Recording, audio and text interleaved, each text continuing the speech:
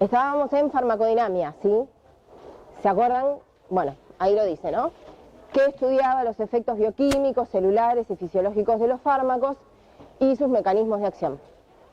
Quiere decir que ¿cómo lo decíamos en la clase anterior? Más facilito. Bien, lo que el fármaco le hace al cuerpo, dice el compañero, ¿sí? Y se acuerdan que anterior habíamos visto farmacocinética, que era lo que el cuerpo le hacía al fármaco, por así decirlo, ¿sí? Y en farmacodinámica habíamos dicho, básicamente nos habíamos centrado en cómo van a actuar estos fármacos, que habíamos visto que hay muchas formas, hay algunos fármacos que no necesitan interactuar con nada, ¿sí? Que no tienen una diana, un target, un objetivo, y hay otros fármacos que sí, y esas dianas, ¿sí? Pueden ser diferentes componentes celulares, pueden ser enzimas, transportadores, canales o receptores, ¿sí? Y nosotros, más que nada, nos habíamos enfocado en los receptores, pero no implica que no vayamos a ver a lo largo de la materia fármacos que interactúen en otros lados, ¿sí? Hasta acá se acuerdan, íbamos bien. Y se acuerdan que habíamos visto esto de que hay distintas formas que tiene un fármaco de interactuar con este receptor. ¿Se acuerdan que habíamos dicho dos condiciones importantes de esta interacción fármaco-receptor? Bien, afinidad y especificidad. Hoy estoy sola, entonces vamos a estar interactuando, ¿no? Obvio. Bien. Bien, acá la compañera dice afinidad y especificidad. ¿Qué era la afinidad?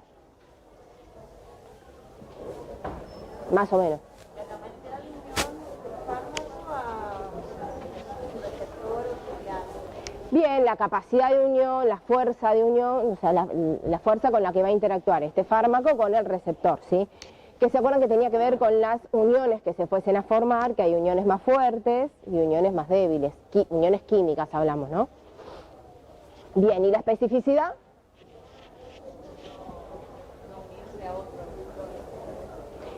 Bien, que el fármaco no se una a otro receptor, dice acá la compañera, y en realidad también que el receptor reconoce al fármaco con el que interactúa de forma muy precisa.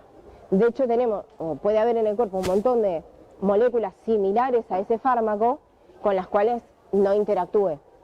Y de hecho vieron, esto como un dato de color, vieron que hay muchos fármacos en la industria que son lo que en química se llama estereoisómeros. No importa, pero vieron que está la loratadina y la desloratadina, la cetiricina y la levocetiricina. ¿Vieron esas cosas?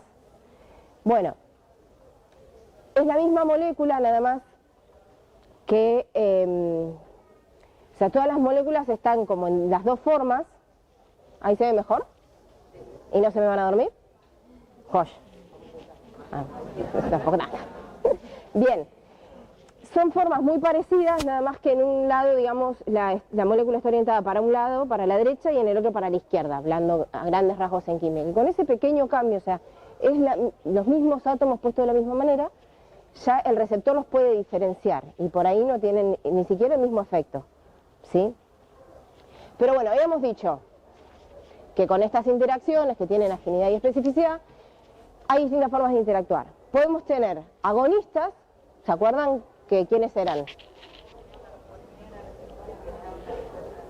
Bien, se unían al receptor y generaban toda la respuesta y toda la cascada de segundos mensajeros que habíamos estado viendo. Podían ser agonistas parciales, que ¿qué diferencia teníamos? Bien, acá la compañera dice, se unen al receptor, generan una respuesta, pero no llegan al mismo efecto máximo que por ahí un agonista completo. Que eso lo sabemos si comparamos dos agonistas, ¿no? Porque si no... Bien. Y un antagonista, bueno, y si no, podía ser también un antagonista. Bien. Se une al receptor con afinidad y todo, pero no se desencadena toda la cascada que ese receptor normalmente generaría, ¿sí? Entonces, no tengo el efecto físico. ¿Cómo? En realidad, cuando hablamos de farmacológica, es discutible, porque en realidad si yo lo que quería era bloquear el receptor, yo voy a estar viendo o sea, voy a estar cumpliendo mi objetivo terapéutico si te referís a eso. ¿Cómo? Claro, clínica sí. Vos, no sé a cuál apuntabas. Ah, perdón. Bien. Sí, se entiende. No es que, por más de que no se genere una cascada de segundos mensajeros y un efecto, en la clínica nos son útiles estas moléculas también, ¿sí? Bien. Y habíamos visto a lo último de la clase anterior esto de la modulación alostérica, ¿sí? Que era que, además de la interacción del fármaco y receptor, puede haber otras moléculas que estén modulando esa interacción, ¿sí? Entonces puede haber otras moléculas distintas al fármaco que hagan que ese fármaco se pueda o unir mejor al receptor o no unirse, ¿sí? Entonces depende cómo esté modulando, ¿sí? Entonces, uniéndose en otro lado distinto del receptor, que no compiten entre sí por la unión al mismo sitio en el receptor, pero me interfieren en esa relación fármaco-receptor, ¿se entiende? Y por lo tanto, en si se desencadena o no el efecto, ¿sí? Depende los moduladores. Depende cómo estén interactuando la molécula alostérica, digamos el modulador alostérico, con el receptor. Si esa unión es covalente, puede ser irreversible, y si no, va a ser reversible. Un segundo.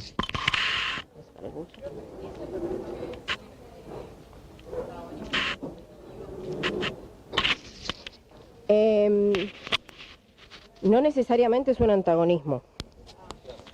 Sí, es una modulación.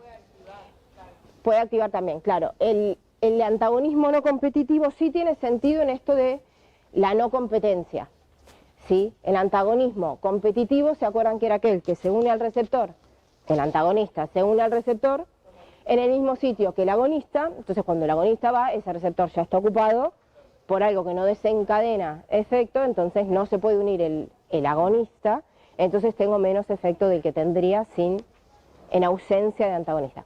Y en el no competitivo era que el antagonista se unía, como es en este caso, en otro lado del receptor y por tanto va a depender de las afinidades y de la fuerza de esas uniones si se desplaza o no, digo, porque no va a competir con el agonista que yo le vaya poniendo, ¿sí? Pero en este caso es una modulación distinta porque puede activar o desactivar. Pero cuando vos pones un antagonista no competitivo, puede ser el alostérico, ponele, que se Sí. pone en otro sitio, cambia Claro. de información, ese sería el único caso, ponele. O si no, si tiene un enlace covalente, lo va. No, pasa que, por un lado tenemos, vamos a decirlo, un lado es si es reversible o irreversible, lo va a determinar la fuerza de la unión, si hace enlace covalente o no, en general, las uniones más fuertes o no. Eso es si es reversible y irreversible para todo. Y después, si es competitivo o no competitivo, va a ser, depende del sitio donde se unan y hagan esas uniones, ¿sí? Son dos cosas distintas.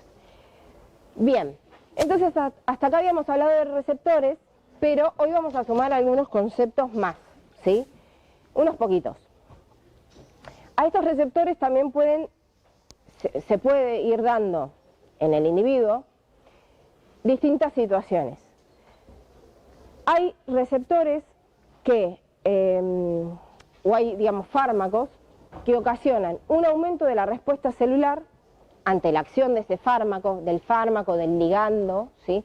Ligando es aquella molécula que se va a unir que se une al receptor, ¿sí? Como respuesta a la falta temporal del mismo, es decir, yo tengo un fármaco, ¿sí? Y momentáneamente lo suspendo, puede pasar, no pasa en todos los fármacos, hay algunos fármacos donde esto es más notorio. Lo que va a hacer el cuerpo es, por ejemplo, que yo esté inhibiendo la liberación de neurotransmisores. Bueno, puede pasar que, como tengo poco neurotransmisor en la sinapsis,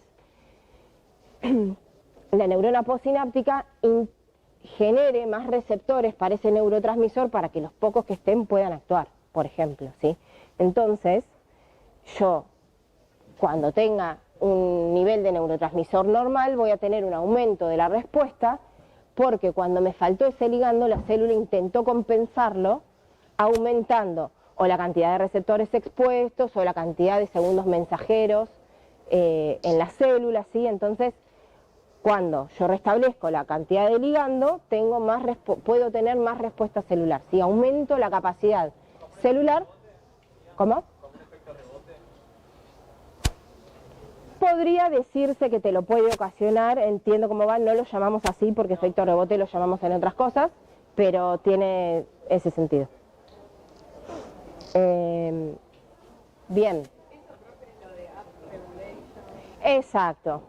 En este caso sería, bien, ¿se entiende? Eso ya vieron, up y down regulation, joya. Bien, entonces es esto que decíamos, la hipersensibilización de receptores o up regulation. Aumento de los receptores funcionales que se exponen en la membrana o en la cantidad de segundos mensajeros para poder tener un aumento en la respuesta celular, ¿sí? Y lo mismo pasa a lo contrario, ¿sí? Ya lo vieron. La desensibilización o la down regulation, bien, que es lo opuesto básicamente. Si frente a un ligando que está constantemente intentando generar su función, la célula, para no, digamos, saturarse, disminuye la cantidad de receptores o de segundos mensajeros disponibles para disminuir un poco la respuesta. ¿Y eso qué va a hacer? Si yo necesito que ese fármaco cumpla su efecto y la célula cada vez tiene menos receptores o cada vez veo menos efecto por algún motivo, probablemente yo tenga que ir dando más dosis del fármaco para lograr el mismo efecto. ¿Se entiende? Depende qué medicación estemos hablando, no quiero generalizar, pero hay muchas medicaciones, sobre todo, bueno, con los opioides también pasa. Lo vamos a ir viendo cuando veamos cada patología, las medicaciones, porque tampoco podemos generalizar, ¿sí? Bien. Entonces, lo que pasa es esto. Al principio yo doy una cantidad de agonista y tengo una cierta respuesta bastante alta, ¿sí? Luego, como la célula intenta protegerse y dejar de tener tanta respuesta y puede o endocitar receptores, o sea, no dejarlos disponibles en la membrana, disminuir transportadores, digo, lo que necesite, yo voy a dar la misma cantidad de fármaco y la respuesta va a ser menor. Entonces, si yo quiero lograr la misma respuesta que la inicial, probablemente necesite más cantidad de fármaco. Lo que tiene esto es que si tengo un tiempo donde no doy el fármaco, ¿sí? Esto se vuelve a compensar y a regular, y luego de un tiempo, ven que acá está cortado el eje, cuando yo vuelvo a dar el fármaco después de un tiempo sin tenerlo, sí logro la misma respuesta inicial, ¿sí? Esto ya más o menos lo habían visto, joya. Y esto como para que les quede, porque lo van a leer por ahí en la bibliografía, y por ahí les quedaba medio en el tintero. Básicamente, la desensibilización homóloga es cuando la desensibilización que ocasiona este ligando, este fármaco, se relaciona con el receptor con el cual tiene que interactuar. Y la heteróloga es cuando además de ese sistema también puede afectar a agonistas de otros receptores, ¿sí? Que por ahí se termina afectando algo, por ejemplo, liberación de neurotransmisores, y por ahí no afecta uno solo, afecta más cosas. Pero, tranqui con esto. El tema está que con esto, de la down regulation y demás, me aparecen ciertos efectos de los fármacos que vamos a tener que tener en cuenta. Que repito, los nombramos ahora, pero lo vamos a ir remarcando cuando vayamos viendo las distintas familias de fármacos, quiénes van a producir cada una de estas cuestiones, ¿sí? En esto de que la célula se puede ir regulando y, por ejemplo, endocitando receptores y generando menos respuesta frente a la misma cantidad de fármaco, es que uno uno puede hablar de que uno puede estar generando cierta tolerancia al fármaco, ¿sí? Porque yo tomo la misma dosis que venía tomando y tengo menos efecto, es como que lo voy tolerando.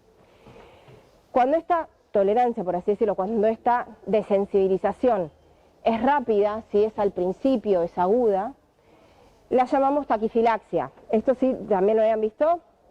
¿No? Ok. Taquifilaxia, se las presento. Entonces, es una rápida respuesta, una desensibilización, una disminución de la sensibilidad a la droga, ¿sí?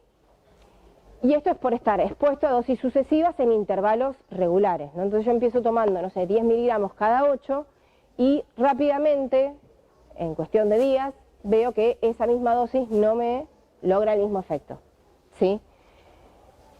Lo que puede suceder también con esto, o sea, lo que sucede con esto es que a veces algunos fármacos, cambiando el intervalo entre dosis, puedo intentar evitar este efecto. Esto, por ejemplo, lo vamos a retomar, lo vamos a ver cuando veamos los nitratos. ¿Les suena? Los nitratos orgánicos que se usan para ángor, angina de pecho.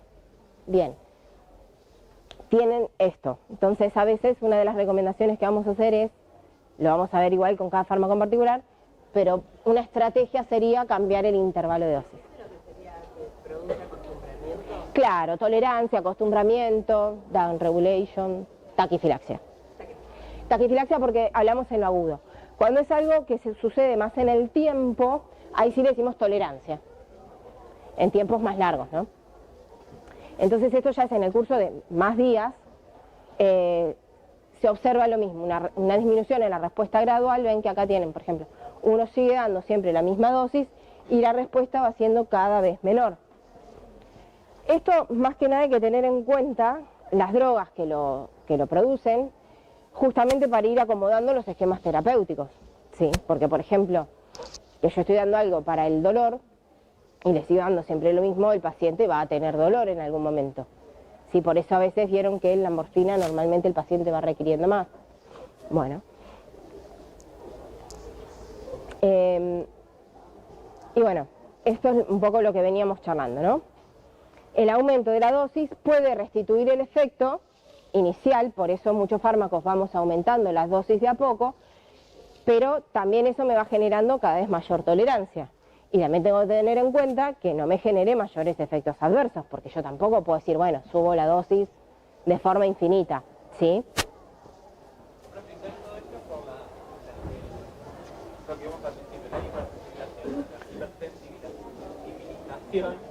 O la desensibilización. Más que nada en el caso de taquifilaxia y tolerancia tiene que ver con la desensibilización.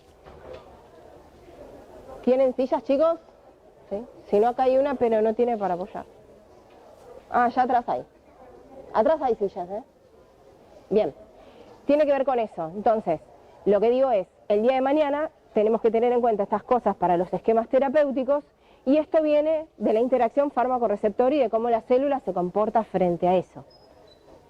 Entonces, insisto, farmacocinética y dinamia es transversal a todo.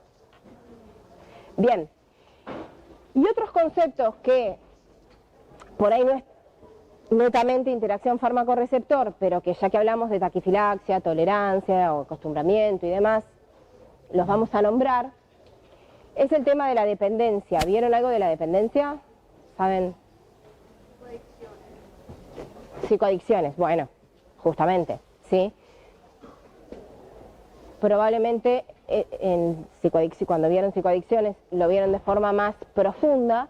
Nosotros lo vamos a nombrar para tener en cuenta, pero bueno, hay muchos fármacos que también pueden generar dependencia, sea física, ¿sí?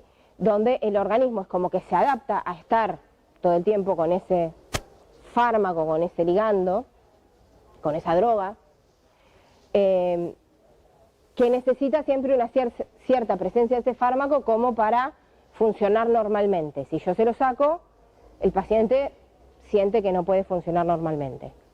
Lógicamente que es por un tiempo, ¿no? Pero eso, cuando sucede esto, es que el paciente había desarrollado dependencia física. También puede ser psicológica, ¿sí? Que tiene que ver más con que la falta de este fármaco, de esta droga, genera que el paciente necesite o crea necesitar consumir nuevamente otra dosis de esta droga, ¿sí? para evitar los malestares que le vienen de no estar consumiendo el fármaco, ¿sí? Por eso lo relacionamos, acá como decía la compañera, con psicoadicciones, es así. Ciertas drogas que nosotros vamos a ver pueden generar dependencia también, ¿sí? Y son, digamos, drogas farmacoterapéuticas, lícitas, ¿sí? Y esto hace que cuando nosotros dejamos de dar el fármaco al paciente, algunos fármacos que generan esto, se puede experimentar un síndrome de abstinencia o de retirada, ¿sí? Entonces hay muchos fármacos que tenemos que tener en cuenta esto porque hay que ir sacando del esquema del paciente de forma paulatina, ¿sí? Muchos por esto, muchos por otras cuestiones, pero hay varios fármacos que hay que desescalonar. Nos va a pasar con corticoides, por ejemplo, que ya lo van a ver. Si uno lleva muchos días con corticoides o muchas dosis de corticoides, hay que ir descendiéndolos de a poco. Nos pasa con los opioides justamente para evitar esto, ¿sí? Con benzodiazepina, con psicofármacos más que nada, ¿sí? Y también puede ser, ya que estoy les cuento, que en el caso de las madres que consumen, el neonato tenga síndrome de abstinencia cuando nace. Y eso también hay que tenerlo en cuenta y tratarlo. Bien, ¿hasta acá vamos bien? Joya, perdón, voy a tomar un poquito de agua.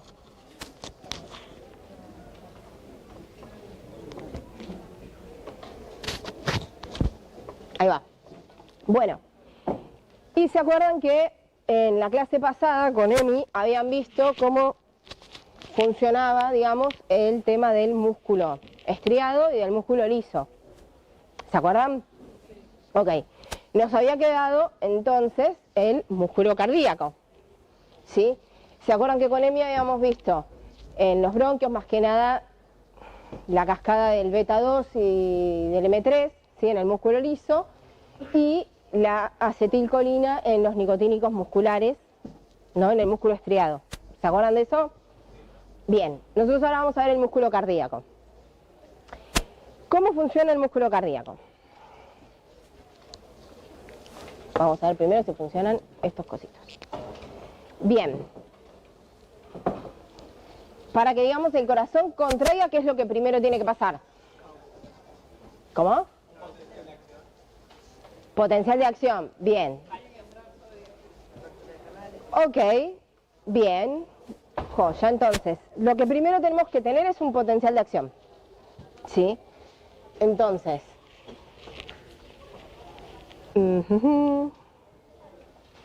nosotros tenemos, si se acuerdan, bueno, se los voy a mostrar directo en el gráfico, porque no dibujo también, no me voy a hacer la...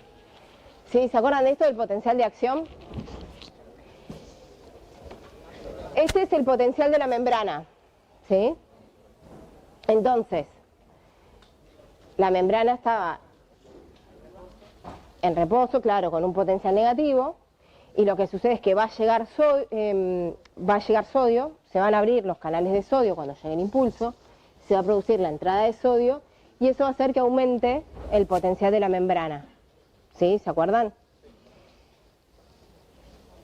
Luego lo que pasa es que se mantiene una cierta meseta, porque ¿quién empieza a entrar acá? Bueno, tiene ahí.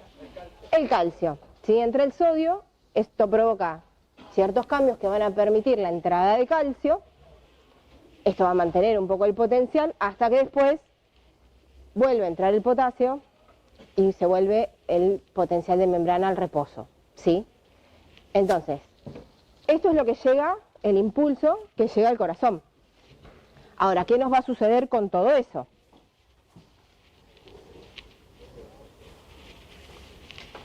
A ver, vamos a intentar dibujar lo mejor posible. Tiki, tiki, tiki.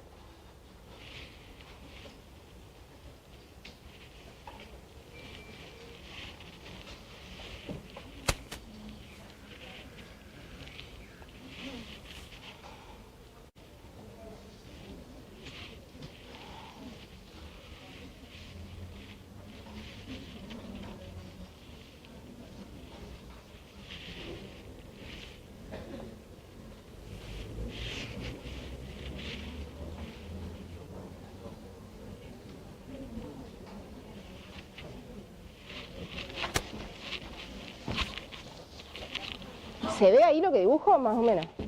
¿Sí? ¿Ahí se ve o lo hago más grande? Ok, se ve. Claro, me encantó. Este es un... Bueno, vamos a dibujar un poco mejor.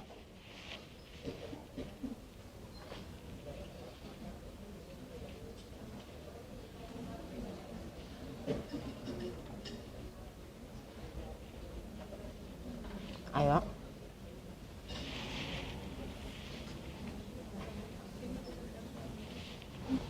Bien.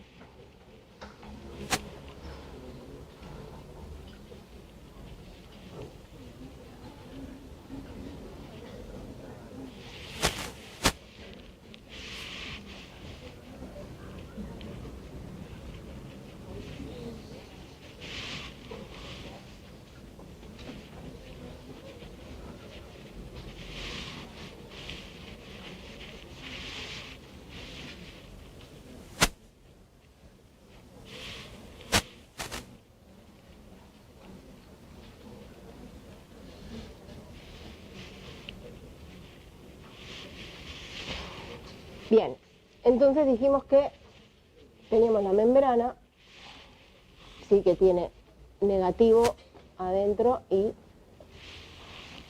tiene unas cargas positivas afuera. Dijimos que iba a entrar el sodio, ¿no? Sí. Va a estar saliendo potasio. Y lo que va a pasar acá es que, bueno, nosotros tenemos en la membrana los canales de sodio, los canales de potasio y el transportador que después nos va a ayudar a mantener las concentraciones a ambos lados, ¿sí? ¿Se acuerdan cómo era este pasaje de sodio? Bien, acá dice el compañero por gradiente de concentración, entonces es un transporte pasivo, bien. Bien, entonces nos llega el impulso y lo que va a pasar es que se van a activar este canal que está acá ubicado en lo que se llama el túbulo T. El músculo cardíaco tiene en la membrana ciertas invaginaciones, ¿sí? O así como un entrante, que se llama túbulo T. Y en este túbulo T tenemos estos canales de calcio, voltaje operados, ¿sí? Que se llaman canales de calcio tipo L, ¿sí? Entonces, cuando está este cambio de voltaje en la célula, lo que va a permitir es la entrada de calcio, que está afuera, va a entrar a la célula, ¿sí? Y esta entrada de calcio va a producir dos cosas. Primero, este calcio va a ir al suprarretículo endoplásmico que tenemos acá,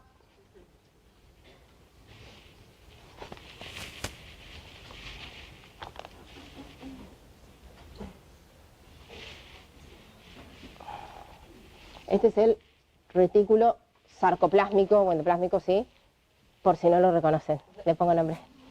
No sé cómo no lo van a reconocer. Bien. Y no me acuerdo si lo nombró de mí la clase pasada, pero en el retículo teníamos un receptor que se llamaba de rianodina. ¿Se acuerdan? Ok. Lo vamos a llamar RIR. Bien. Entonces, de por sí, este calcio que entró acá, a la célula, además de aumentar la concentración de calcio en la célula, en el interior de la célula, lo que va a hacer es interactuar con este receptor y permitir la salida de más calcio desde el retículo. ¿Se acuerdan que el retículo era como un almacén de calcio? ¿Sí? Donde la célula podía guardar el calcio ahí, ¿sí? Cuando tenemos que relajar. Entonces, tenemos calcio acá guardado. Cuando llega el impulso, ¿sí? Por cambio en el voltaje se abren estos canales de calcio, entra calcio desde afuera y esta entrada de calcio, además de aumentar el calcio en el citoplasma, porque entró de afuera, va a ir al retículo y va a provocar la salida de más calcio todavía hacia el citoplasma. ¿Vamos hasta ahí? Joya. ¿Cómo? Como un amplificador de calcio. Claro, por así decirlo. O sea, activa todo, saca calcio de todos lados, digamos. Bien. Entonces nos aumenta mucho la concentración de calcio dentro de la célula, en el citoplasma, ¿sí? Entonces este calcio lo que va a hacer es unirse, esto se los cuento, no vamos a andar dibujando, se va a unir a la troponina C, ¿sí? Una proteína. Entonces, la troponina C, ¿qué es lo que estaba haciendo? En realidad, la troponina entre la C y la 1 están bloqueando a la actina, ¿se acuerdan? Y que, digamos, para que haya contracción, la actina tiene que poder interactuar con la miosina. Bien, entonces, esta interacción está bloqueada por la troponina, que está ahí metida en el medio. Cuando aumenta el calcio dentro de la célula, el calcio desplaza a la troponina y permite que la actina se una con la miosina y generen la contracción. Entonces, cuando yo tengo un aumento de calcio en el citoplasma, voy a estar provocando la contracción del músculo. ¿Sí? ¿Hasta ahí vamos?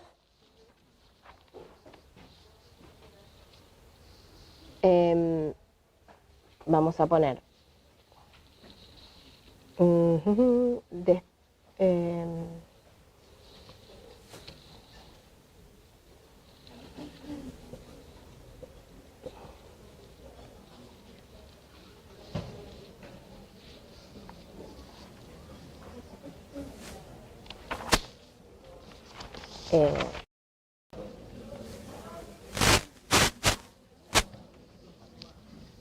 troponina C.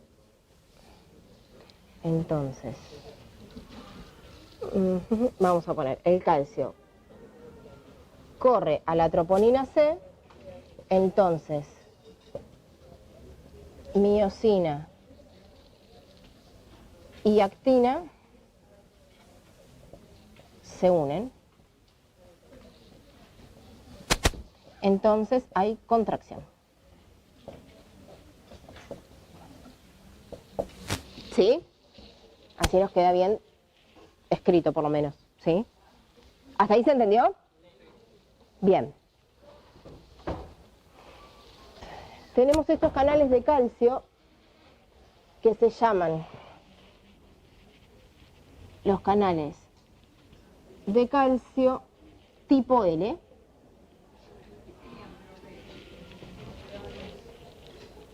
¿Sería el transporte facilitado? Acá. No, en realidad, recordemos que pasivo y activo se relacionaba si gasto energía o no, si voy o no a favor del gradiente. Que sea facilitado o no es otro cantar. En este caso, está pasando a través de un canal, o sea que tiene cierto facilitador, y es a favor del gradiente. Lo que tiene es que estos canales se van a abrir por voltaje. Si no llega el impulso nervioso y ahí está este cambio de voltaje en la membrana, si no el canal está cerrado. Por eso el calcio ingresa cuando llega el estímulo. ¿Sí? Estos de tipo L son voltaje operados. ¿Sí? Los regula el voltaje. En vez de un ligando, un fármaco, el voltaje. Lo ponemos acá porque esta es una de las vías donde nosotros vamos a poder interactuar. Nosotros podemos bloquear estos canales de calcio. ¿Conocen o han escuchado algún fármaco que pueda bloquear estos canales de calcio? ¿Cómo? No hacen justamente eso, pero va por el corazón, por lo menos. Bien. Se llaman bloqueantes de calcio. O sea, no se la vieron venir. Bien, hay bloqueantes de calcio, hay de dos tipos, lo vamos a ver igual cuando veamos propiamente la patología, los dihidropiridínicos, los no dihidropiridínicos. Más que nada acá, bueno, va a haber dos familias, pero acá van a estar actuando, para cuando lo nombremos, ustedes ya lo van a saber, los bloqueantes de calcio. Sí, acá ya tenemos un grupo de fármacos. Vamos a ponerlos en cuadradito, que van a estar actuando. ¿Sí? Bien, ¿hasta acá vamos? Sí. Claro, me bloquean este canal. Entonces, ¿qué pasa? Cuando me llegue el impulso, no va a poder entrar calcio, entonces no voy a estar teniendo, o sea, no va a entrar tanto calcio, no se va a liberar tanto calcio del retículo sarcoplásmico, no voy a desplazar a la troponina C, entonces no se va a unir la actina con la miosina, entonces no voy a tener contracción, ¿sí? O va a estar disminuida. Bien. Es el transportador sodio-potasio que después nos va a compensar los niveles. ¿Hasta acá vamos bien con la contracción? Ok. Ahora después hay que relajar, ¿no? Porque si no, estamos complicados. Bien. ¿Sí? ¿Cuál es el receptor que actúa? Porque contracción pero tiene que estar un receptor. ¿Cuál receptor? ¿Cómo? ¿Cuál es el receptor que actúa? Porque sabes que es contracción y no hay unión con el receptor. ¿Con qué receptor decís vos? Porque igual va a generar la contracción, Sí. pero no tiene que tener una unión con el receptor. En el caso de la farmacodinámica, para generar la contracción, ahí no tendría que ser un alfa 1 o M3 o no, solo la explicación. En realidad, hasta acá, esta es la forma en la cual el músculo se va a contraer. Después vamos a ver que hay ciertos receptores que con los fármacos nosotros podemos inducir contracción o no. Pero esta es la forma en que el músculo originalmente se contrae, ¿sí? Ahora vamos a ir a lo tuyo. Vamos a ver primero cómo relajamos, ¿sí? Entonces, sigue la misma membrana, ¿no? Ahí va. Y en la membrana vamos a tener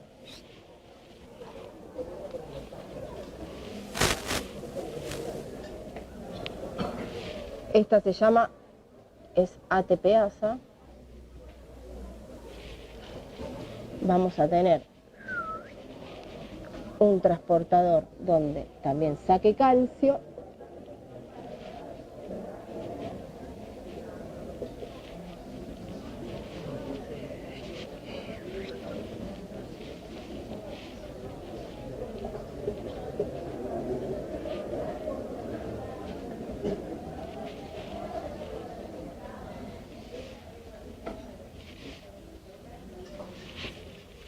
Voy a poner el sodio en el medio, fácil.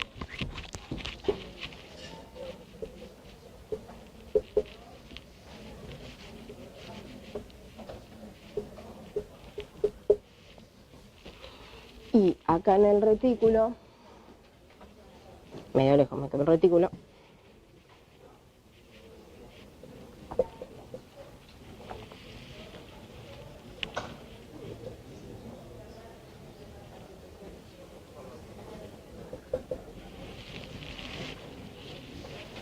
bien, entonces, la relajación, lo que vamos a tener que lograr es disminuir la concentración de calcio en el citoplasma, ¿verdad? Entonces tenemos dos formas. Primero, sacar el calcio afuera, ¿sí? Entonces, tenemos en las membranas una bomba de calcio, ¿sí? Con gasto de energía, una bomba, una TPasa de calcio, y luego también tenemos un intercambiador de sodio-calcio, ¿sí? Donde, aprovechando el gradiente de sodio, genera energía como para sacar el calcio en contra de su gradiente, pero para mantener el gradiente de sodio y que el sodio quiera seguir entrando, tengo mi bomba de sodio-potasio, ATPasa también porque es con gasto, que me va a sacar el sodio y entra potasio, ¿sí? Entonces la célula se vuelve a su nivel basal. Bien, entonces, en este caso es un intercambiador que se va a mantener, o sea, va a salir calcio gracias al gradiente de sodio que se mantiene con la bomba. Y por otro lado, nosotros en el retículo que dijimos que era nuestro almacén de calcio, lo puede también volver a guardar para que la próxima vez que llegue un impulso y se genere esto, cuando se active el receptor de rianodina, también haya calcio para que salga, ¿sí? Entonces, vuelve a entrar calcio al retículo también gracias a una bomba también de calcio, una calcio ATPasa, ¿sí? Entonces, saco calcio fuera con estos mecanismos y vuelvo a meter calcio al retículo y disminuyo la concentración de calcio dentro de la célula. Eso hace que el calcio ya no esté unido, no esté corriendo a la troponina se vuelve a interponer entre la actina y la miosina y entonces termina la contracción. ¿Sí? ¿Se entendió? Sí.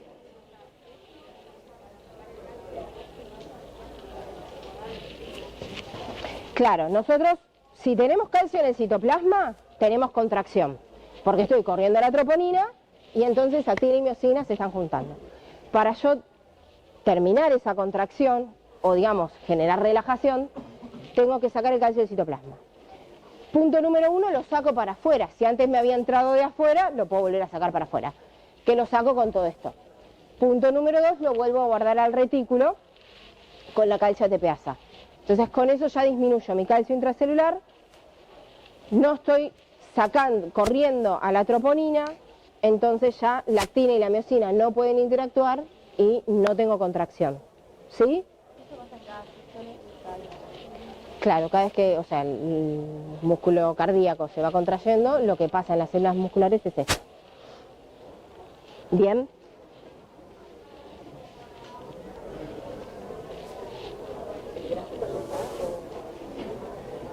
¿Cómo? Acá les puse... Ay. ¿Qué le pasó? Hola.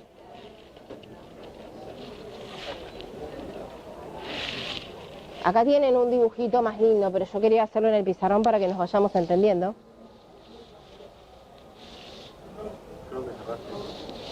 No, está abierto.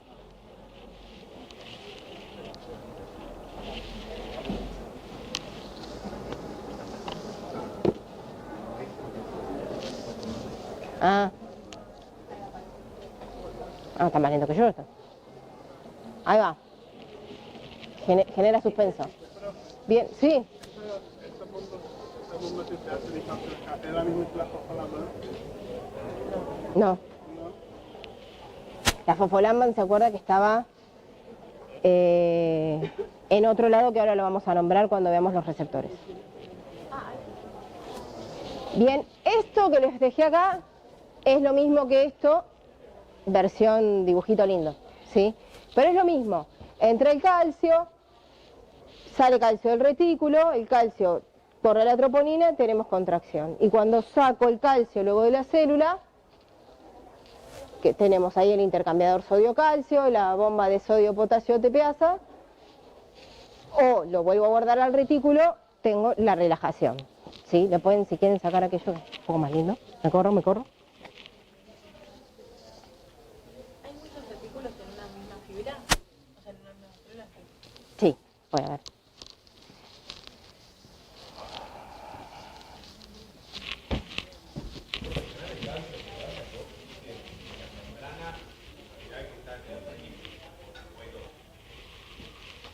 ¿Cómo?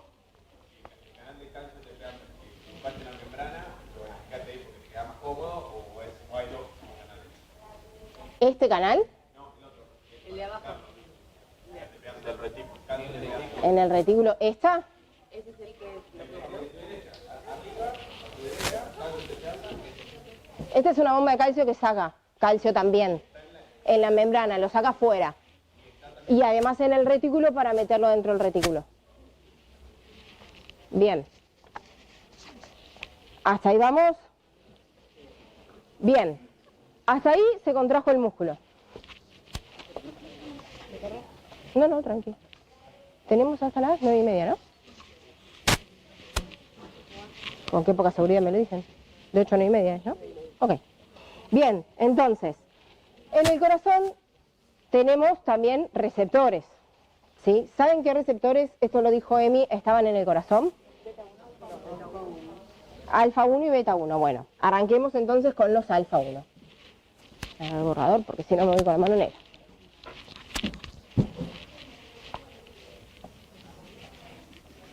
Tenemos al alfa 1. ¿Quién se une al alfa 1?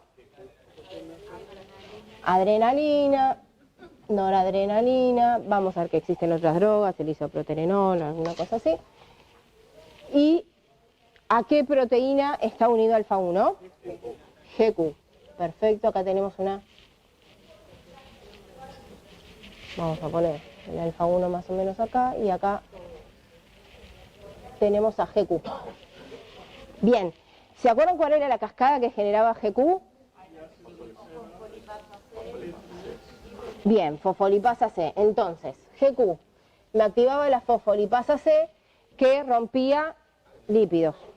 ¿Cómo? Exacto. Entonces, esto se va a formar el diacilglicerol, ay, quedé media rara, el diacilglicerol y el IP3.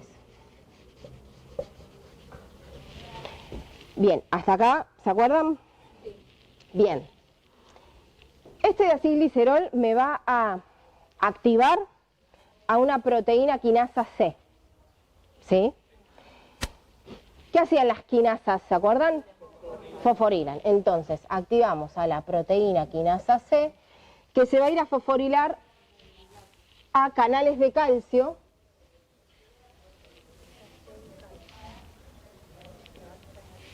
que hay en la membrana también. ¿Sí? ¿Cómo? Están también, las fosfatasas sacan el fósforo, pero en este caso las quinasas lo agregan, fosforilan. No sé quién decía. Bien, entonces, el diacilglicerol activa a la proteína quinasa C, que va a activar canales de calcio que están en la membrana para que pueda ingresar más calcio desde el exterior. ¿Sí? ¿Cómo? ¿Son los L también? No son voltaje operados. Pero son canales de calcio. Y el IP3 lo que va a hacer es irse al retículo, porque en el retículo tenemos unos receptores de IP3. Le vamos a poner receptor de IP3, que lo que van a provocar es la salida también de calcio del retículo. Entonces, ¿sí? Entonces, cuando se activa el alfa 1, vía fosfolipasa C, se genera el diacilglicerol que me va a abrir canales de calcio y me hace entrar calcio desde afuera, y el IP3 va a ir a sacar, mediante un receptor que tiene en el retículo sarcoplásmico, calcio del retículo. ¿Sí? ¿Vamos? Bien. Entonces, ¿qué me sucede? Aumento el calcio en el citoplasma y por lo tanto aumento la contracción. ¿Sí? O sea que cuando se estimula alfa 1, ¿qué va a pasar con el corazón? Va a contraer o contraer más fuerte. ¿Sí? Bien. Aumento de las propiedades cardíacas, perfecto. O sea que la adrenalina, la noradrenalina nos van a generar esto. Bien. Y el otro que dijimos, lo vamos a hacer como por acá, aunque me va a quedar un poco lejos de la vida, era el beta 1. ¿Sí? Beta 1, ¿a quién se unía? Una GS, perfecto. ¿Y qué cascada generaba GS? La vía de la adinilato ciclasa, que lo que hacía era pasar de ATP a AMP cíclico, ¿no? Entonces, esto lo hace la adinilato ciclasa, que va a estar potenciada. ¿Sí? ¿Y este AMP cíclico qué va a hacer? A. Bien, en la proteína quinasa A, que va a estar entonces activada. ¿Y qué hacía la quinasa A?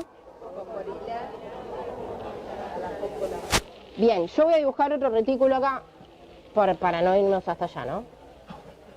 Qué retículo más feo. Bueno, no importa, es un retículo. ¿Sí? Bien, entonces,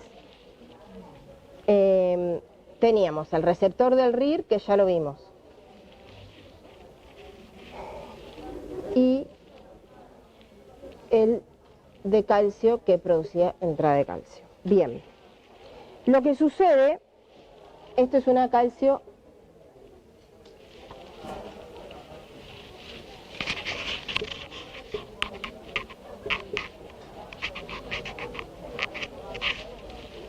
teníamos la calcio ATPasa que hacía que entre calcio al retículo, ¿se acuerdan? Cuando quiero relajar.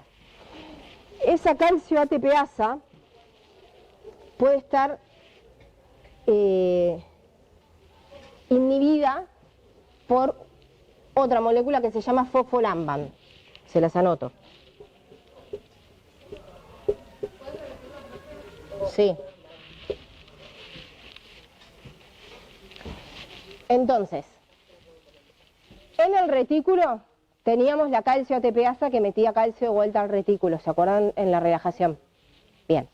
Esa calcio ATPasa está inhibida por el fosfolamban, la fosfolamban, ¿sí? Que está acá.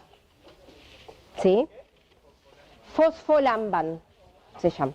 Acá está escrito. Fosfolamban. Después lo leen, pero bien.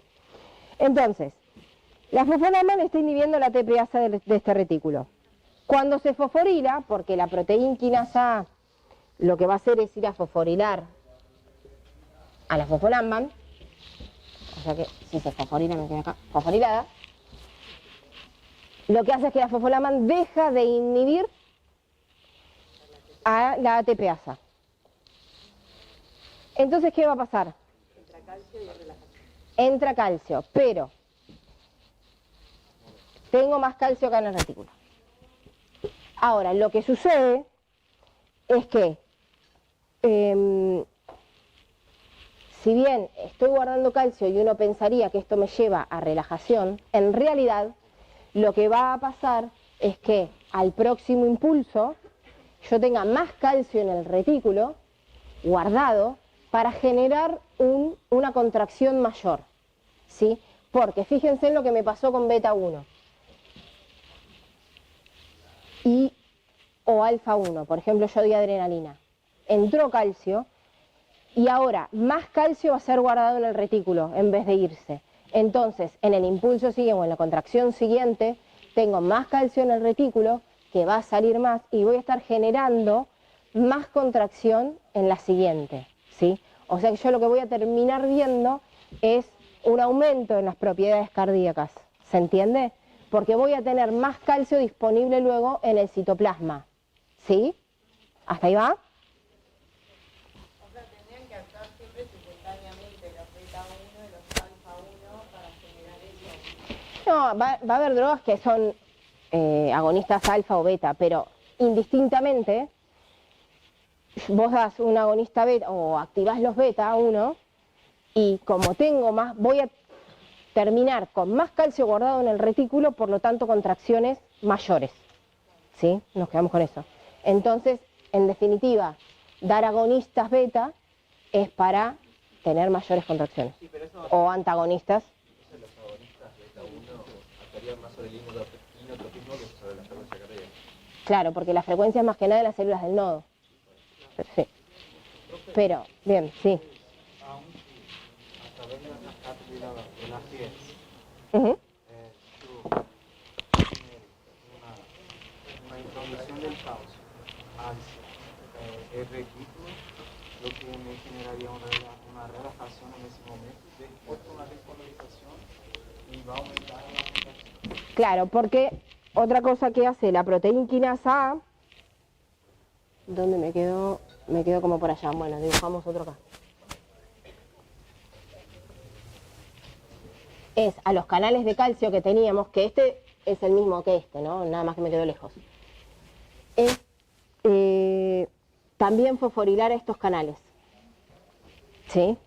Entonces, cuando se activa beta 1, yo tengo más entrada de calcio desde afuera, o sea que tampoco es que voy a relajar, y a la vez guardo más calcio en el retículo. Entonces, cuando esto se está activando constantemente, esta cascada, la próxima, además de entrar más, voy a liberar más del retículo. Entonces yo lo que termino viendo es un aumento de la contracción. Es decir, me ayuda a que entre más calcio de afuera por este canal y a guardarlo más. O sea, puedo acumular más calcio.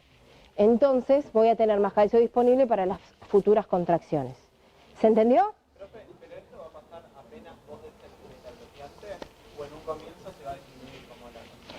Cuando yo bloqueo a beta 1, lo que va a terminar pasando es una disminución. No, si vos das una agonista. Ah, como dijiste beta bloqueante. Ah, perdón, cuando vos das una agonista beta, Sí. al principio no pasaría que se disminuya No, porque es casi nulo. O sea, el objetivo de esto es guardar, tengo más calcio disponible, porque me entró de afuera y porque lo guardé más en el retículo. Sí. Bien, y esto está en versión no más lindo que el mío, pero para que les quede, ¿sí? Es lo mismo. Después había una fosfodiesterasa Sí. que inhibir el AMP cíclico. Bien, yo no los quería marear tanto, pero lo que dice el compañero es, acá tenemos a este AMP cíclico que nosotros potenciamos con la adenilato ciclasa, lo inhibe, lo rompe la fosfodiesterasa.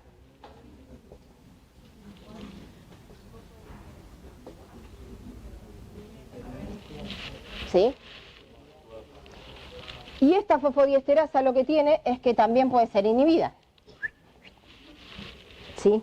Entonces, la fosfodiesterasa lo que va a estar haciendo normalmente es restituir, o sea, sacar AMP cíclico. ¿Sí? Pero si yo la inhibo, estoy como potenciando esta vía. ¿Sí?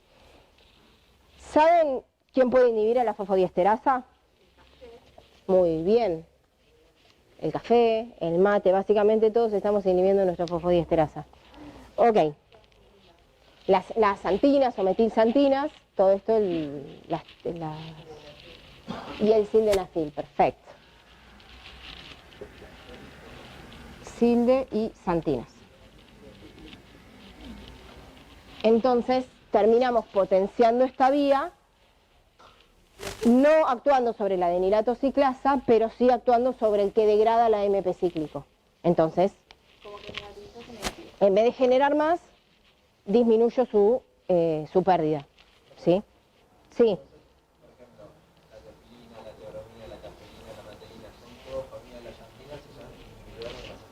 Sí. Pero bueno, son todas bebidas muy ricas. Sí, sí. Y como resultado de inhibir la fosfodiesterasa, voy a tener aumento de la frecuencia cardíaca y aumento de la fuerza de contracción, o solamente aumento de la fuerza de contracción. Acá estamos viendo la contracción del músculo y la fuerza de la contracción. Después, no todos los hay que ver en los receptores que están expuestos en las células del nodo para ver el tema más de la frecuencia. En frecuencia actúan también otros fármacos, ¿sí? Algunos de estos son inotrópicos positivos, cronotrópicos positivos, algunos no. ¿Sí? Después lo vamos a ir viendo igual cuando veamos cardíaco puntualmente. Sí. La proteína kinasa A lo que hace es como inhibir el bloqueo que hace la otra, ¿no? Claro, en realidad fosforila a la fosfolamban y la fosfolamban ya no inhibe, deja de inhibir claro, se corre y libera a la calcio ATPasa. Entonces puedo guardar más calcio al retículo.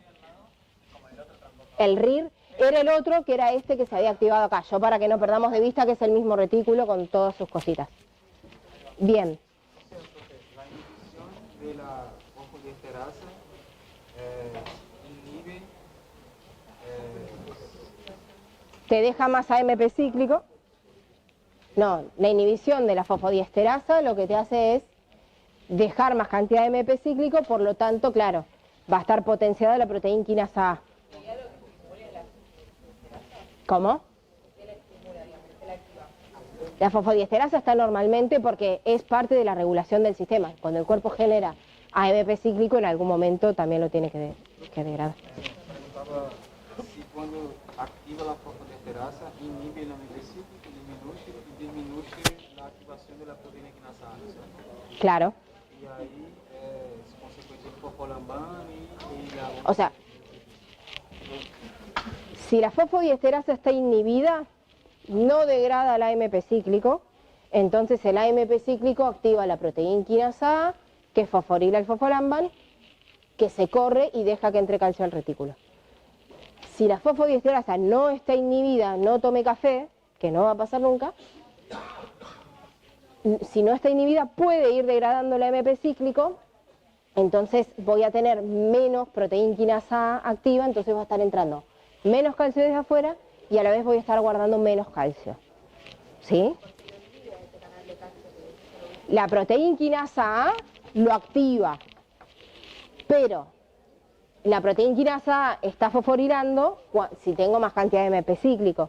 Si fosfodiesterasa me lo está sacando proteína quinasa A, entonces tengo menos calcio entrando desde afuera, ¿sí? Bien, seguimos que nos queda una última cosita. Esto es para que vean, este dibujito, con todas estas cositas, es algo que les recomiendo muchísimo que se hagan ustedes, y ya se los dijo Emi la clase pasada y yo se los repito.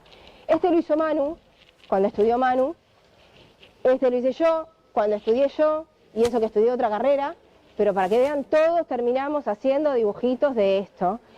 Y es importante que lo hagan, porque después, cuando veamos cardíaco, vamos a decir agonista beta o antagonista, o doy un beta bloqueante, es selectivo beta 1, beta 2, o no sé qué, entonces ustedes van a decir, ¿dónde estoy parado? Agarro mi dibujito y entiendo lo que está pasando. Si yo no tengo dibujito, estamos más complicados, ¿sí? Es en serio. Y les recomiendo que se lo hagan, aunque sea estas vías, no son tantas, las fuimos haciendo acá, pero está bueno que lo tengan a mano. ¿Hasta acá vamos? Profe, entonces yo si doy un betabloqueante, disminuyo como la fuerza de contracción. Claro. ¿Y existen los alfa bloqueantes? Sí. Existen muchas cosas, lo vamos a ver en la clase que sigue, por eso no quiero spoilear, se dice ahora. La clase que viene nos vamos a dedicar a eso, por eso. Va, yo no, pero les prometí que los dejaba libres. Bien. ¿Se acuerdan que la clase... Bueno, hasta acá está, borro. ¿Sí? ¿Borro? ¿Listo? Bien. ¿Se acuerdan que la clase pasada o la anterior con Ari habían visto las curvas dosis respuestas graduales? ¿Se acuerdan de qué iban esas curvas? ¿Sí? ¿No? ¿Blanco, negro? Ok. ¿Y cómo se hacían esas curvas? ¿Alguien me puede decir? ¿Cómo?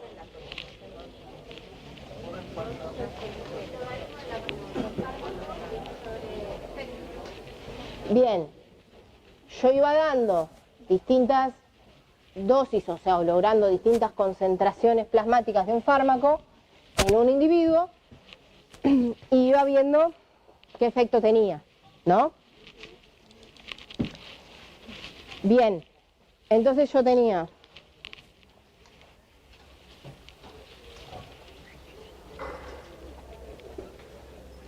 efecto y logaritmo de la concentración, vamos a poner. Cuando el logaritmo es gradual, ¿cuánto es el tipo de curva? Porque dice que el logaritmo es como más amplia la curva. En realidad, no, las curvas graduales son estas, donde se ve cómo varía gradualmente el... una cosa así.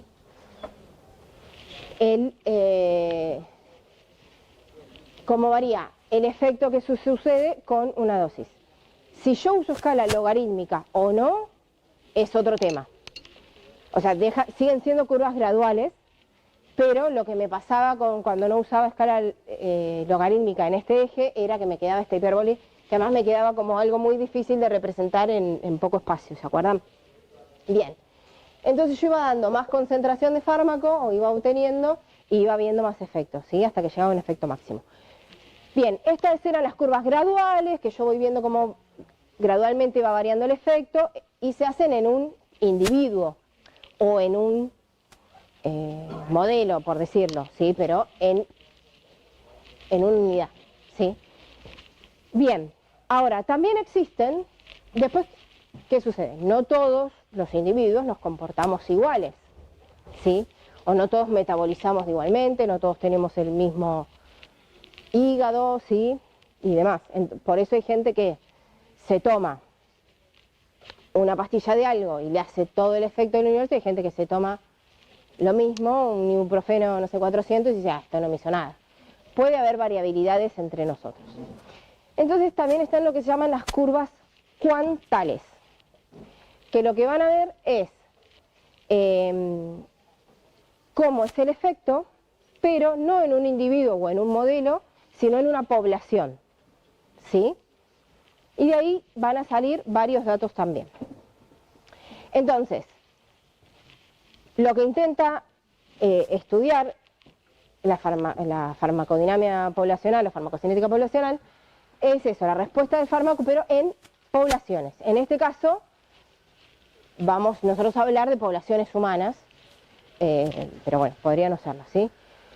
Y esto se hizo porque las respuestas, como decíamos, pueden ir variando, y algunos de los factores que van a afectar esta variabilidad es la edad del paciente, la enfermedad que tenga, o si tiene una enfermedad previa o de base o no, si ya había tomado el fármaco antes, la genética de cada uno de nosotros, ¿sí? Entonces se vio que había variaciones y se empezaron a construir este tipo de curvas cuantales, ¿sí? O lo que le decimos del todo o nada. La idea ¿qué sería? ¿Por qué le decimos del todo o nada? Porque como nosotros ahora no estamos viendo un individuo, algo gradual, un efecto gradual, sino que tenemos muchos individuos, la idea sería yo le voy a, por ejemplo, ustedes son mi población, y yo a todos les voy dando un fármaco M de Mariana. Entonces, yo empiezo dándoles 1 miligramo de M, y voy viendo cuántos de ustedes generan o se produce el efecto. Por ejemplo, que sea un fármaco diurético. Sí. Entonces yo digo, bueno, el que orina, no sé, más de 500 mililitros, por ejemplo, que sería poco igual, ¿no? Pero bueno, vamos a poner un ejemplo, lo voy a considerar como que el fármaco hizo efecto. Entonces le doy a todos 1 miligramo, y me fijo, a ver, ¿cuántos de ustedes orinó más de 500 mililitros, que es el valor de corte que pusimos? Y a eso ya los cuento positivos, cuento como que tuvieron efecto, y al resto no. Al resto les doy 2 miligramos. Entonces, por ejemplo, de ustedes, la primera fila respondió con 1 miligramo. Cuando doy 2 miligramos me responde la segunda y la tercera fila, ¿sí? Aumento, doy 3 miligramos. Y así se va viendo con qué dosis va a ir respondiendo la gente, ¿sí? Y puedo dibujar 2 tipos de gráficos que ahora vamos a ver, ¿sí? Entonces,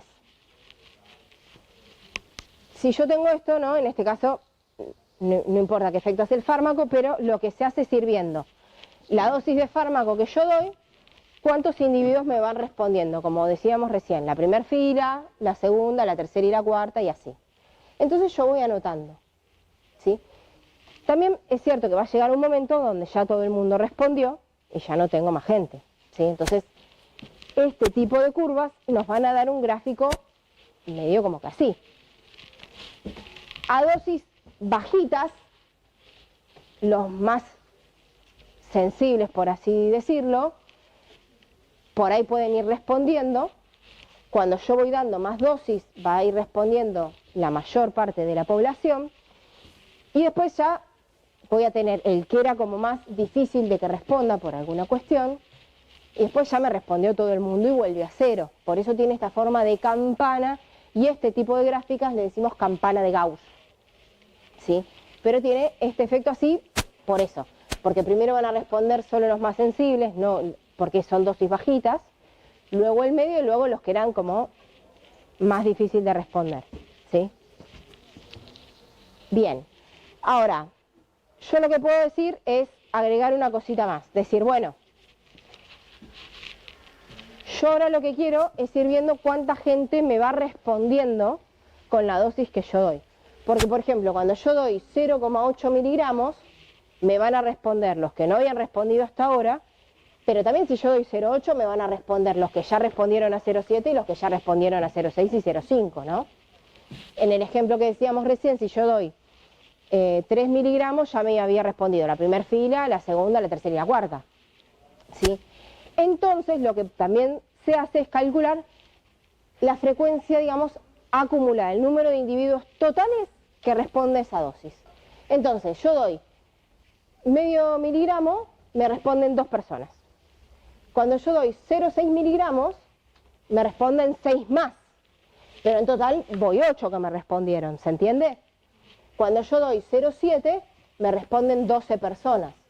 Pero ya había 8 que me habían respondido antes. Entonces, en total, con esa dosis, voy a tener 20 respuestas. ¿Se entiende? Y así se va construyendo la frecuencia acumulada. Lo que tiene esto es que me va a dar una gráfica un poco así. ¿Por qué? Porque ya no bajo a 0. A medida que yo doy más dosis, tengo a todo el mundo que respondió y siguen contando. Anterior el problema era que como los que habían respondido yo ya no los tenía en cuenta, ¿sí?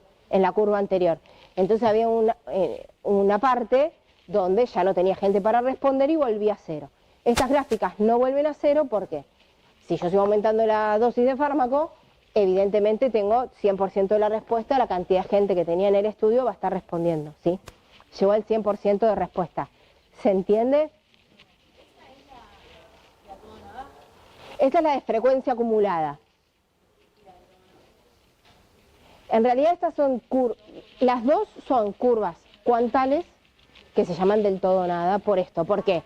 Yo cuento a los pacientes que respondieron, no veo el efecto gradual, una respuesta gradual. Digo, bueno, el que orinó, en este ejemplo, más de 500 mililitros cuenta, punto. Vos orinaste 499 mililitros, no me interesa, no contás. Por eso se llaman del todo o nada. Sí. ¿Puedes volver a la de Gauss? ¿Por qué ahí llega cero después? Porque en la de Gauss, lo que me interesa es quiénes me van respondiendo en cada vez. Entonces yo digo, doy una dosis bajita, 0,5 me habían respondido 2 personas. Cuando yo tenía 0,6 me responden 6 personas. Pero lo marco en 6, no en 8, no estoy acumulando nadie. Digo, me olvido los 2 que ya respondieron, los saco. Bueno, ahora le doy a la gente nueva.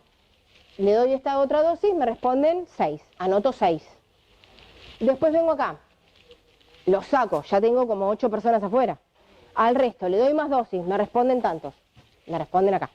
Llega un momento que ya me respondió todo el mundo. Claro, y a estas dosis más altas, digamos, responden menos gente. No es que responde menos gente, ya no tengo nadie que me responda, ya me respondió todo el mundo, no me quedé sin gente para darle fármaco nuevo. ¿Me explico? Porque yo, los que ya respondieron los saco. Es como que yo diga, en este ejemplo que estábamos diciendo recién de las filas, yo digo, por ejemplo, que a 1,3 ya me respondieron todas las filas. Listo, ya no tengo más. Yo digo, doy 0,5 miligramos, me responde la fila 1. Listo, anoto, fila 1 respondió, son 10 personas, 15, 20. Listo, se van afuera, la fila 1 no está más. Doy 0,6 miligramos, me responde la fila 2 y 3. Los anoto, listo, se van. Cuando quiero dar 1,4 ya no tengo a nadie en el aula, ya tengo 0, ya me respondieron todos. Entonces, ¿quién nuevo me responde? Nadie, porque no tengo a nadie nuevo. Por eso vuelve a 0, ¿se entiende? ¿Se entendió eso? En cambio, cuando yo voy acumulando gente, no llego a 0, porque lo que me quedo es, todo este mundo ya me respondió, ¿sí? Lo sigo teniendo en cuenta. Entonces la gráfica nos queda un poco así. Creo que es más o menos como si la probabilidad de Gauss fuese la primera columna y esa otra curva que solamente se indica es la segunda columna. Claro, vos decís en este decías vos. Claro, en este tipo de gráficos era la campana de Gauss, la primera columna, y la otra es la de frecuencia acumulada. Exacto. Esta de acá, sigmoide, la forma, pero no implica que sea logaritmo. ¿Qué significa ED?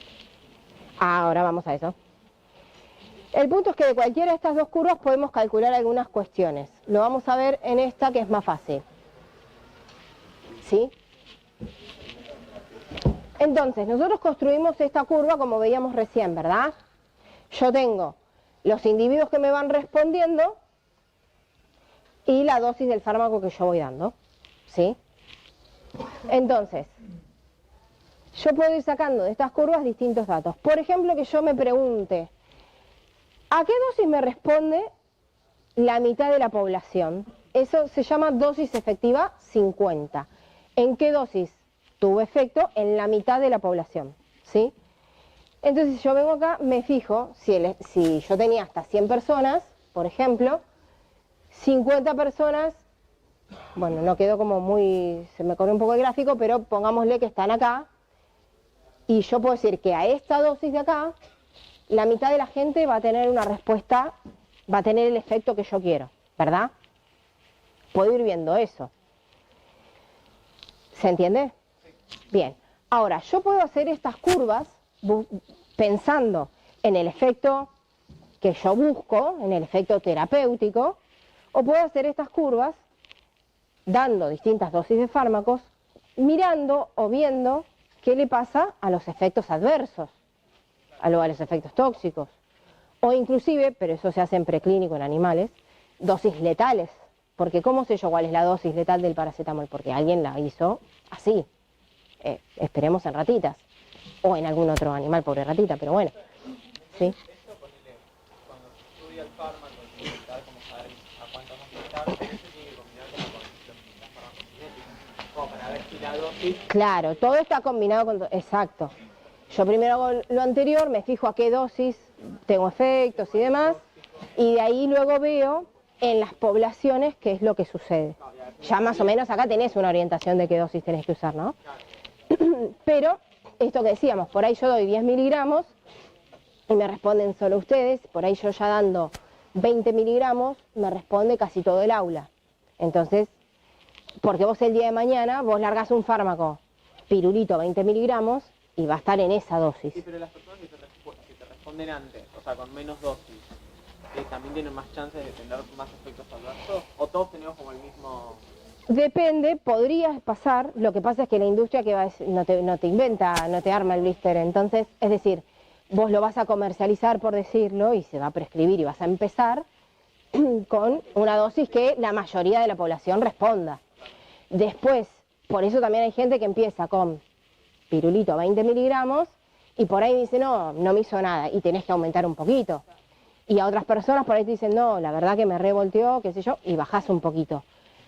De última ahí le decís, bueno, depende del caso, aumentás o bajás la dosis. Podés individualizar un poco, pero digo, en algún momento se tiene que saber a qué dosis más o menos la mayor parte de la población responde. Claro. Eso también te sirve, por ejemplo, cuando vos querés ver si los efectos tóxicos o letales es al 50 le generó efectos tóxicos. Claro, yo puedo hacer la misma curva, nada más que en vez de estar mirando quién orinó 500 mililitros, quién tuvo un efecto tóxico que puede ser, no sé, se le cayó el pelo, no necesariamente, ahora vamos a eso. Esto ya es poblacional, o sea, estas curvas se hacen en poblaciones, no necesariamente de humanos, pero sí. Bien. Entonces, como decíamos recién, podemos calcular lo mismo para algún efecto adverso, ¿sí?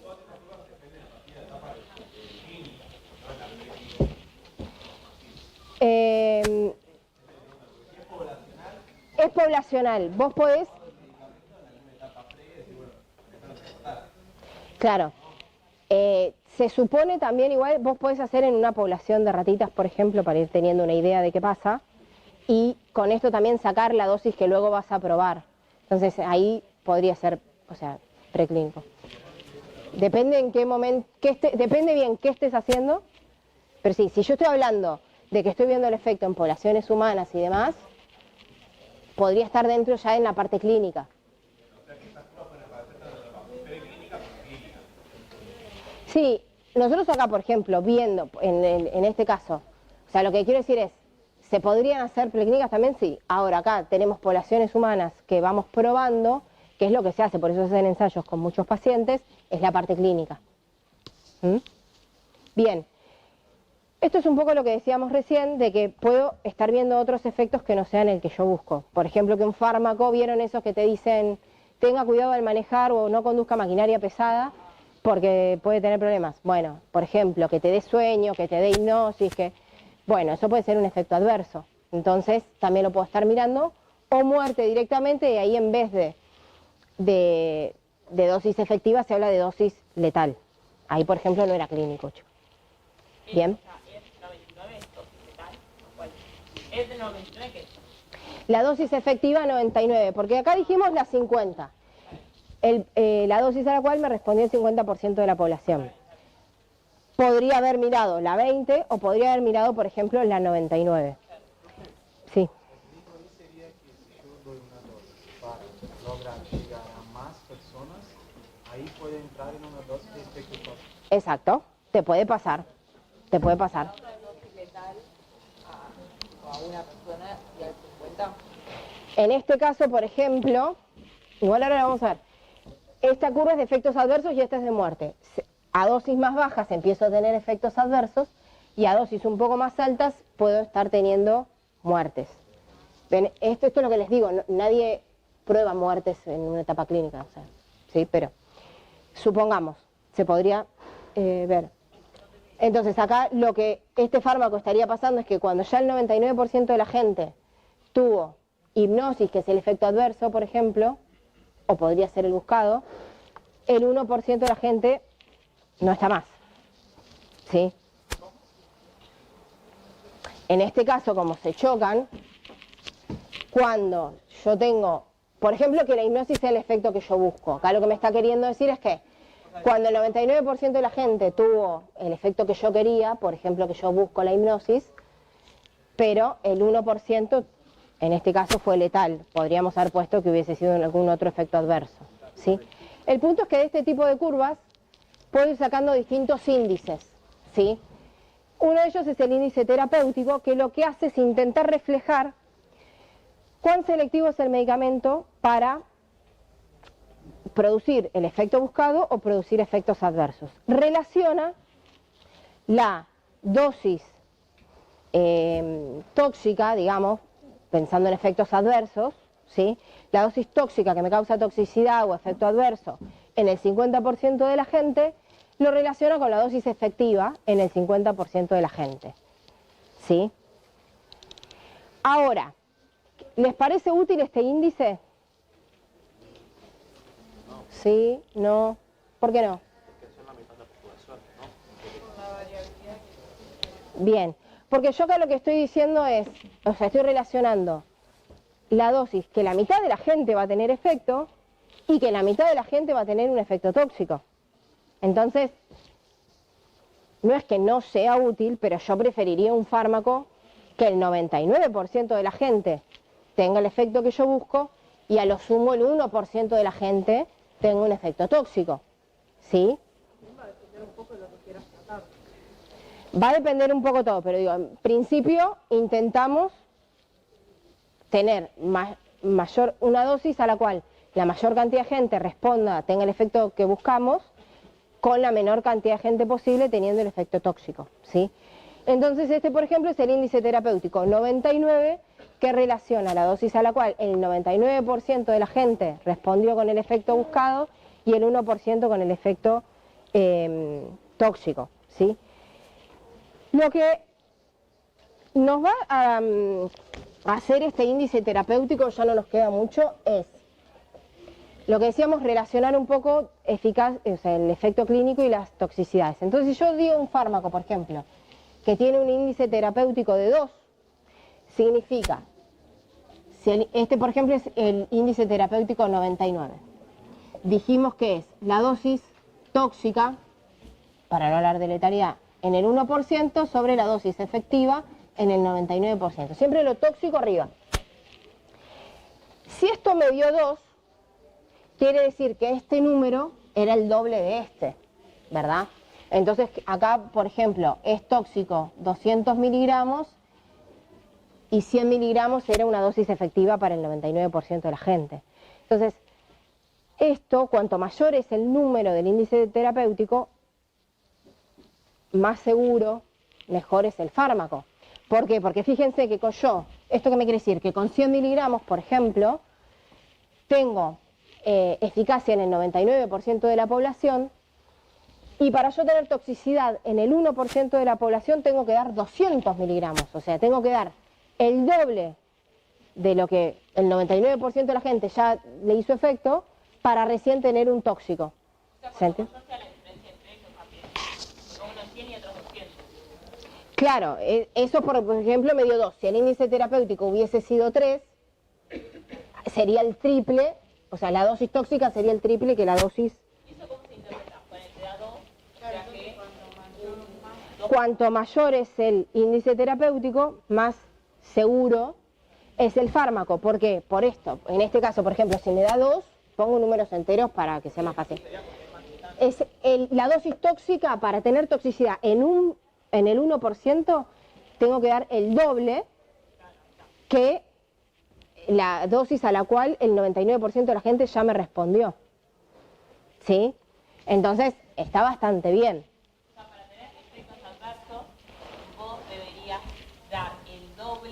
Para tener efectos adversos en el 1%, tengo que dar el doble de dosis con la cual tuve efecto buscado en el 99%. O sea que no voy a dar el doble. ¿Para qué? Si ya con 100 y todo el mundo me responde, el 99% del mundo me respondió, ¿para qué voy a dar 200? Digo.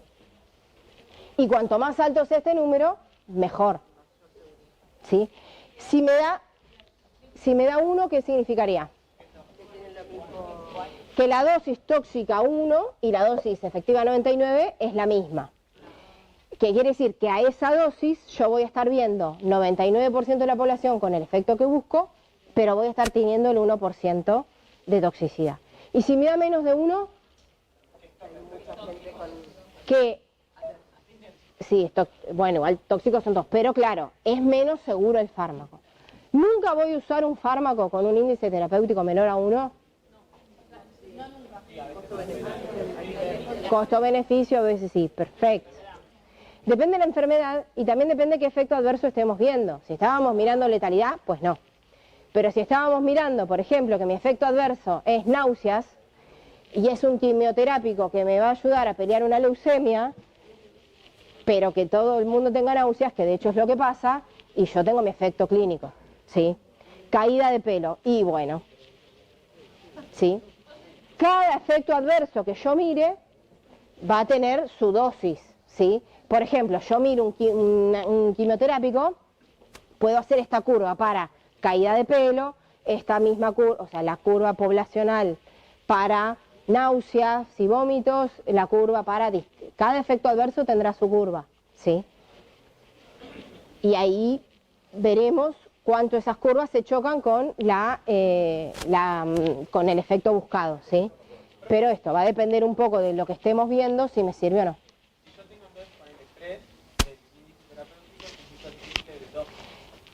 Que para tener toxicidad en el 1% tenés que dar el triple de la dosis con la cual tuviste eficacia en el 99%. O sea que es algo que sería más difícil que suceda. ¿Sí?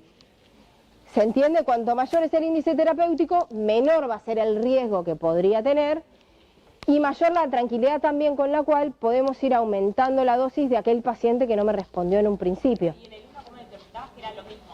Que la dosis tóxica en el 1% es la misma que la dosis efectiva en el 99%. O sea que a esa dosis, ponele que esa dosis es 100 miligramos, tengo efecto clínico, o el que busco, en el 99%, pero tengo tóxico en 1.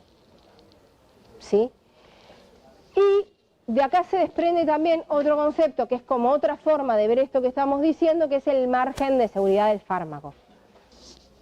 El margen de seguridad nosotros lo definimos así, ¿sí? En la bibliografía hay distintas acepciones. Que lo que me habla el margen de seguridad, que en este caso nosotros lo expresamos en porcentaje, es el porcentaje que debemos aumentar la dosis efectiva 99 para llegar a la dosis tóxica 1. ¿Sí? Entonces, ¿cómo? Es en porcentaje. Entonces yo te digo, en este caso, por ejemplo, vamos a hacer la cuenta de cómo nos daría. Por ejemplo, que el índice terapéutico era 2. Acá, vamos a poner, el margen de seguridad es la dosis tóxica 1 menos la dosis efectiva 99 sobre la dosis efectiva 99%. Esto es lo mismo que decir dosis tóxica 1 sobre dosis efectiva 99 menos dosis efectiva 99 sobre dosis efectiva 99. ¿Se entiende? O sea, esto que está dividiendo ambas cosas lo escribí por separado, nada más. ¿Se entiende? Todo esto por 100. ¿Y este quién es? El índice terapéutico 99. ¿Y esto que me da? Dosis efectiva 99 sobre dosis efectiva 99. 1. Entonces el margen de seguridad sería así. Si nosotros hablamos que teníamos un índice terapéutico 99 de 2, por ejemplo, el margen de seguridad sería 2 menos 1 por 100. O sea que me daría un 100%, que tiene sentido. Yo tengo que aumentar el 100% de la dosis, o sea, duplicar, la dosis efectiva 99, en ese caso, para llegar a la toxicidad en el 1.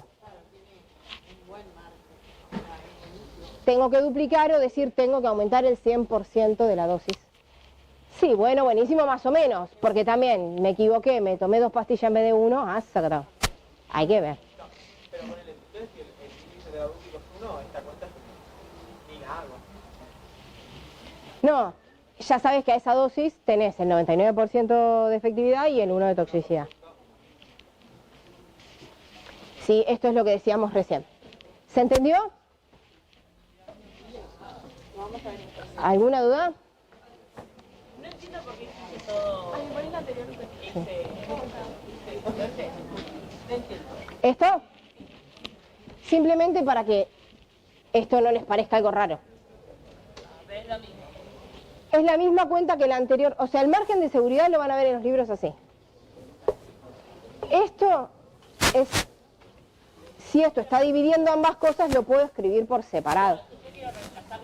Entonces, para que entiendan de dónde viene esa cuenta, de que esto reemplaza esto y el 1 viene de acá. Pero si yo quiero hacer el margen de seguridad con el ADP menos de 9 dividido... Sí, lo haces igual, pero si te dan el índice terapéutico, como en este caso, yo tenía que el índice terapéutico es 2, no tenía la DT1 y la DT99. Esto es cuando, por ejemplo, cuando te faltan datos. Sí, te falta, no, yo sé, yo para que relacionen la información que te da el índice terapéutico con la de margen de seguridad. Pero sí, si yo te digo el índice terapéutico es 2, vos no sabés exactamente qué número es este. Entonces venís acá. Vos me explicaste por qué hago llegué a eso. Está bien. Para que no sean cuentas de la nada. ¿Sí? ¿Podemos buscar otra antes, Sí. la que está antes de esta? Vos decime, ¿eh? No, la otra, para.